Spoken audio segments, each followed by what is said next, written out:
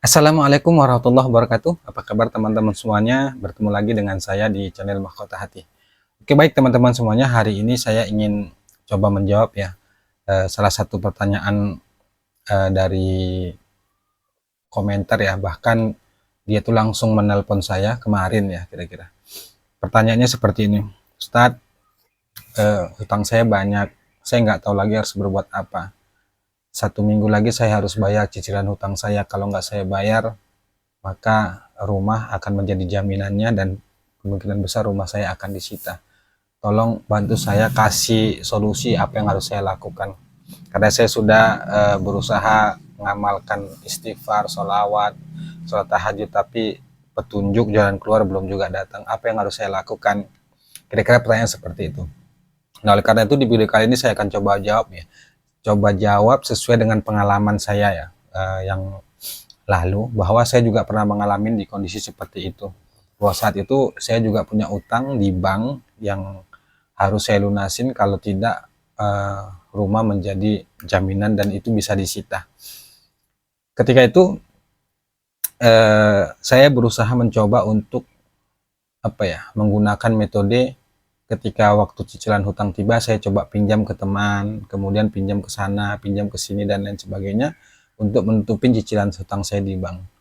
Tapi eh, waktu terus berjalan, saya akhirnya pun hutang saya bukan hanya satu aja, akhirnya banyak. Itu tadi penyebabnya karena saya berusaha untuk cari pinjaman yang lain untuk menutupi hutang yang lain. Hingga saat itu pun saya akhirnya dipanggil pihak bank ya, karena saya juga saat itu tidak membayar cicilan saya. Kalau nggak salah saya itu sekitar 5 bulan nggak saya bayar. Hingga saat itu pun pihak bank memanggil saya dan orang tua. Ya tentunya teman-teman tahu apa yang dirasakan gitu ya. Panik, takut, cemas, bingung, apalagi jaminannya adalah rumah. Hingga saat itu pun orang tua saya menangis dan saya juga bingung, nggak tahu harus berbuat apa. Nah, di kasus itu, di masalah itu, akhirnya saya mau tidak mau harus belajar ikhlas, belajar pasrah, belajar menerima atas segala kondisi apapun yang terjadi pada hidup saya.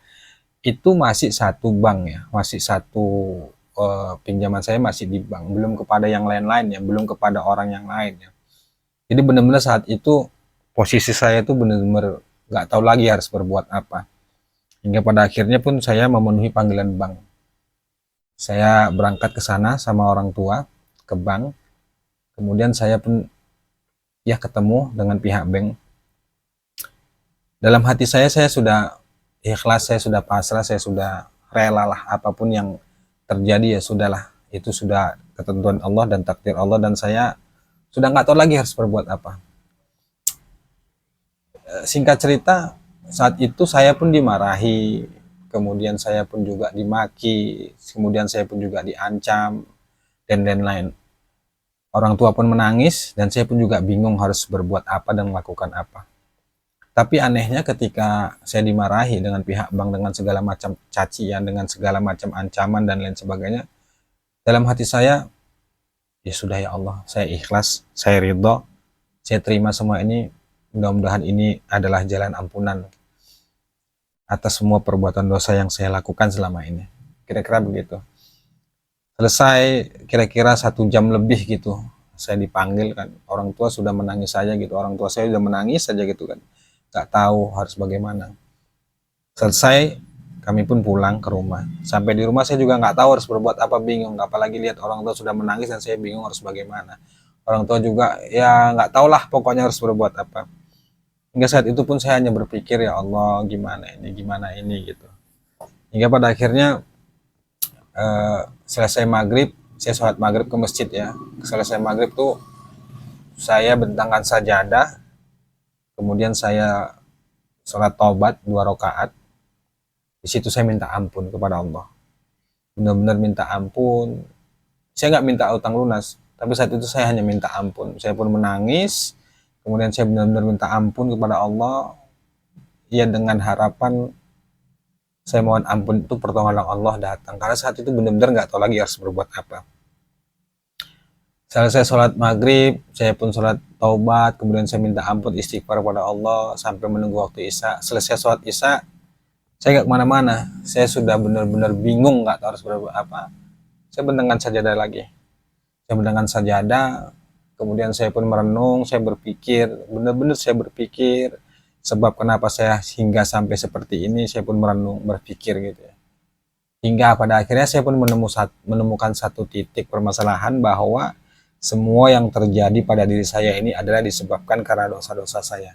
Sehingga saat itu saya benar-benar mengkonversikan semua masalah saya itu kepada dosa. Nah, di situ pun saya minta ampun kepada Allah terus sampai jam 11 malam itu saya nggak beranjak dari atas sajadah ya. Saya merenung, saya benar-benar minta ampun kepada Allah Subhanahu wa taala. Tiba-tiba saya jam 11 itu antara tidur dan tidak gitu ya. Saya terkejut. Saya lihat jam 11 malam, nggak terasa ya karena mungkin saking paniknya gitu ya. Jam 11 malam, saya lihat orang tua pun sudah tidur. Saya pun berpikir, merenung, diam di kursi gitu ya. Tiba-tiba saya saking capeknya mungkin tertidur. Saya jam 3 terbangun. Jam 3 itu terbangun. Terus saya pun berusaha untuk bangun sholat malam, sholat tahajud ya. Selesai sholat tahajud, yang saya baca hanya zikir la haula wala quwata illa billah, la haula wala quwata illa billah, la haula wala quwata illa billah. Karena saya nggak tahu lagi harus berbuat apa saat itu ya. Saya hanya berpikir, ya Allah, aku pasrah, aku ridha, ya Allah ampuni aku, ya Allah ampuni aku. Terus sampai masuk subuh. Bayangin tuh, saking saya nggak tahu lagi harus berbuat apa, jam 3 pagi saya udah nggak bisa tidur lagi sampai subuh, menjelang subuh. Nah, karena saat itu ketika selesai dipanggil pihak bank, itu pihak bank memberikan waktu dengan waktu 1 minggu. 1 minggu kalau saya tidak membayar hutang itu, maka mungkin ada apa ya? Ada pemrosesan selanjutnya. Saya pun nggak tahu saat itu, karena saat itu saya diancam. Tapi paling yang saya ingat itu pihak bank itu memberikan waktu saya 1 minggu. Jadi saya bilang ke Allah, selesai baca zikir mau subuh ya, la haula wala quwata illa billah, la haula wala quwata illa billah. Kemudian saya bilang sama Allah, ya Allah, 1 minggu lagi saya harus berhadapan, saya harus menghadap ke pihak bank untuk ya menanggung jawabin hutang saya, dan saya nggak tahu harus bagaimana ya Allah. Hanya saya berserah diri dan sepenuhnya saya serahkan kepada. Mohon maaf ya teman-teman, saya menceritakan ini benar-benar nggak tahan gitu sebenarnya, tapi ya sudahlah, nggak apa-apa, ini pengalaman aja ya. Saat itu pun saya hanya merenung, berpikir, ya Allah, gimana ini 1 minggu lagi waktunya, saya nggak tahu harus berbuat apa, tolong saya ya Allah gitu. Selesai subuh, sampai masuk subuh ya, belum subuh, masuk selesai subuh, saya pun sholat ke masjid. Selesai sholat masjid, saya merenung lagi, berpikir, ya Allah tolong saya, ya Allah tolong, bagaimana. Pokoknya di kondisi itu saya benar-benar nggak tahu harus berbuat apa. Makan pun sudah tidak selera lagi ya. Yang terpikir adalah bagaimana bisa menyelesaikan hutang. 1 minggu tiba waktunya, singkat cerita ya. 1 minggu waktunya tiba, tapi belum juga ada solusi. Belum ada juga jalan keluar. Saya pun nggak tahu lagi panik harus bagaimana. Orang tua udah nggak tahu lagi harus berbuat apa. Jadi saya bilang sama orang tua saya, ya sudah lama kita, apapun yang terjadi sudahlah kita hadapin. Yang penting kita sudah berdoa, sudah minta kepada Allah, mudah-mudahan ada jalan keluar. Datang ke pihak bank, kemudian pihak bank nanya, bagaimana nih? Ada nggak bisa dibayar atau tidak? Maaf Pak, sudah berusaha cari sana sini nggak ada juga gitu. Jadi gimana nih? Kembali dimarahin. Ini bisa disita rumahnya segala macam. Saya pun diam aja, orang tua saya menangis gitu. Sudah saya diam aja, saya diomelin, saya segala macam. Tahu teman-teman apa yang terjadi? Ini dahsyatnya tingkat pasrah ya. Yang nggak pernah saya terpikir dan saya tidak ajukan itu.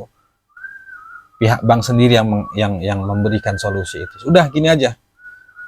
Cicilan hutang tetap berlanjut, rumah tidak kami sita, kami kasih keringanan dengan cicilan hutang kita turunin. Di situ saya pun terkejut. Maksudnya gimana Pak? Hutang kamu sekian, kita tambah bulanannya, masa tenggangnya, tapi cicilan kita turunin. Berapa yang kamu sanggup? Ya saat itu saya hanya bilang 650.000 Pak, 600 atau 700.000 Pak. Oke, kita ambil tengahnya saja, 650.000. Kamu sanggup? Sanggup? Sanggup, saya bilang. Oke, tulis perjanjian segala macam. Udah selesai, kami pun pulang. Selesai berumah pun orang tua sudah agak lega sedikit ya, karena insya Allah itu kan jadi solusi gitu. Tapi yang ingin saya sampaikan di kisah ini adalah bahwa ya sudahlah, pasrahkan saja kepada Allah Subhanahu Wa Taala. Memang sih nggak gampang, tapi itulah pengalaman saya yang ketika itu saya benar-benar berada di bawah titik. Ya kalau teman-teman saat ini sedang mengalami hal seperti itu, saran saya ya sudahlah, itu cara saya ya. Karena cara berbagai cara sudah saya lakukan, saya pinjam sana, pinjam sini, akhirnya utang makin banyak, bukan selesai tapi makin banyak. Maka oleh karena itu bagi teman-teman ini yang bertanya khususnya, itulah pengalaman yang saya lakukan. Saya nggak kemana-mana, saya nggak lari, dan saya hanya menyerahkan sepenuhnya kepada Allah Subhanahu Wa Taala. Hingga saat itu solusi pun keluar, solusi pun dapat ya, bukan keluar, dapat, bukan serta merta hutang kita lunas, tidak, tapi dikasih solusi berupa keringanan cicilan. Itu pun saya tidak pernah berpikir seperti itu. Akhirnya alhamdulillah saya pun sanggup memenuhi itu. Intinya apa teman-teman semuanya? Bahwa ternyata Allah itu juga nggak tinggal diam ya. Allah itu maha tahu kondisi hambanya bagaimana, tinggal bagaimana tingkat keyakinan kita kepada Allah. Kalau kita benar-benar memasrahkan diri kita, semua masalah kita kepada Allah, insya Allah Allah akan memberikan jalan, walaupun saat itu hutang belum lunas, tapi alhamdulillah ada jalan di sana. Nah, tahap selanjutnya lain lagi ceritanya, tapi paling tidak itulah pengalaman yang saya lakukan. Oke, baik teman-teman semuanya, karena kalau saya ceritakan semua ya saya nggak tahan, saya teringat nanti ujung-ujungnya menangis, saya nggak mau ya. Tapi paling tidak itulah sedikit pengalaman yang bisa saya berikan, mudah-mudahan bermanfaat. Teman-teman yang saat ini sedang kebingungan, punya masalah hutang banyak, ya mau diikuti cara saya silakan, kalau tidak ya tidak juga, tidak, nggak apa-apa, tapi itulah pengalaman yang saya alami. Oke, demikian. Wassalamualaikum warahmatullahi wabarakatuh.